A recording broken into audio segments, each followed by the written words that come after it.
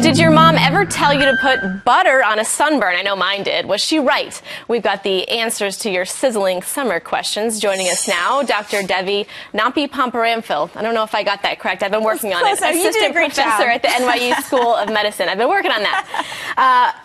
When I was little, my mom and also my grandmother, Italian, would always tell me to put butter on my sunburn, and I just don't know if that... Is that fact or fiction? That's a fiction. So the thing is, you know, butter seems like it would help, right? Just the texture. It's delicious. It's delicious, and it's cool if it's coming out of the fridge, but the thing is, it doesn't really have any healing properties. So, you know, it won't help, and actually, if you spread it on something just with the bacteria and other things in there, maybe it could make it worse. It does sound kind of disgusting when you think that. And a lot of people are saying when you're outside and you're getting a lot of sun, maybe people are going to be out by the pool today. Sure. Anything that you drink will hydrate you. Anything. And that's not necessarily true, Not necessarily right? true. So if you drink something that's cool, so that's a fiction. So if you drink something that's cool, let's say iced coffee, soda, or alcohol, those things might quench your thirst, but at the same time, they'll dehydrate you more. They're what's called diuretics. So basically, if you drink 1 can of soda, you'll actually lose more than 1 can in fluid over the course of time. So, you know, it actually makes the dehydration worse. Yeah. So people should be drinking what?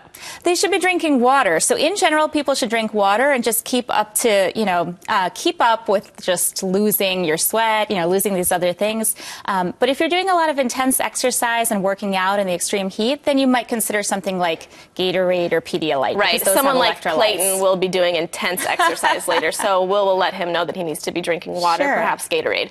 And are mosquitoes, this fact or fiction, I've heard this before, that mosquitoes are attracted to sweet people, sweet-smelling people, also sweet people, because they're attracted to me, but sweet-smelling. So sweet-smelling is actually a fact, but sweet-tasting is a fiction. So the thing is, you know, I've been told, like, sweet blood is actually what they like, but that's not true. Otherwise, they'd just go for diabetics. What it is your scent, which is a combination of sort of what's in your sweat. You know, blood type kind of plays a factor in there and stuff, but it's how attractive you are to them in terms of your It's not necessarily what you're eating?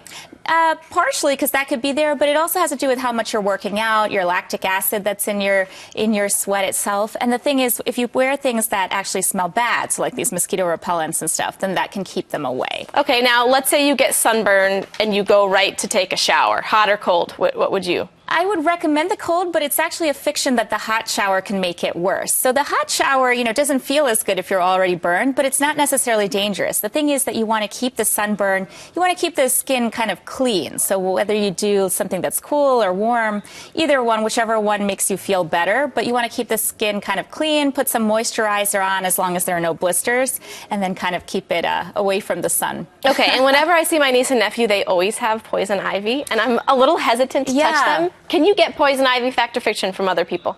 It's a fiction, but there is one caveat. So like with a lot of these myths, there's a little bit of truth to it. So basically with poison ivy, what your body is doing, it's your immune system that's having a reaction to the plant. So when you touch the plant initially, let's say you'll get a reaction, and maybe if you spread it, those particles and everything, then it kind of spreads. But once it's cleaned off and you just have the rash, then you can't spread it to yourself or to anyone else, because the rash is just from your body, not from the plant. So don't be afraid to give hugs. Don't be afraid, but clean it off first. All right. Thank you, Dr. Devi. Happy 4th of July. Thank you for joining us. Happy 4th of July.